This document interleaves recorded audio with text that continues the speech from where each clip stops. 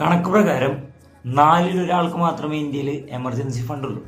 അതായത് 75% ആൾക്കാർക്ക് emergency fund ഇല്ല എന്നുള്ളതാണ് സത്യം. വേറൊരു സർവേ പറയുന്നത് എന്താണെന്ന് വെച്ച് കഴിഞ്ഞാൽ 29% ആൾക്കാർ സാലറിയും മാസത്തിൻ്റെ പകുതി ആകുമ്പോഴേക്കും തീർന്നു പോകുന്നു. ഇത് അവസ്ഥയാണല്ലേ. ആക്ച്വലി എന്താണ് എമർജൻസി ഫണ്ട്? ഒരു അപ്രതീക്ഷിതമായിട്ടുള്ള എന്തെങ്കിലും ഒരു ഇൻസിഡൻറ്റ് നമ്മുടെ ലൈഫിലേക്ക് വന്നു കഴിഞ്ഞാൽ അതിനെ നേരിടാൻ വേണ്ടിയിട്ട് നമ്മൾ യൂസ് ചെയ്യുന്നൊരു ഫണ്ടാണ് ആക്ച്വലി എമർജൻസി ഫണ്ട്. യൂഷ്വലി പറയുകയാണെങ്കിൽ മിനിമം ഒരു 3 months എമർജൻസി ഫണ്ടെങ്കിലും നമ്മൾ കീപ്പ് ചെയ്യണം. ഐഡിയലി പറയുകയാണെങ്കിൽ ഒരു 6 months ആണ്.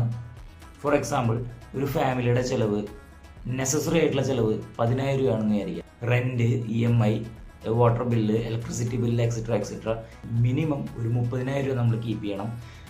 60,000 രൂപ ഉണ്ടെങ്കിൽ ഇറ്റ്സ് വെരി ഗുഡ്. ശമ്പളം വരുമ്പോൾ മിനിമം ഒരു 10% നിങ്ങൾ എമർജൻസി ഫണ്ടായിട്ട് മാറ്റി വയ്ക്കുക. ഈ പറയുന്ന 75% പെടാതിരിക്കാൻ വേണ്ടിയിട്ട് നിങ്ങൾ ശ്രമിക്കുക.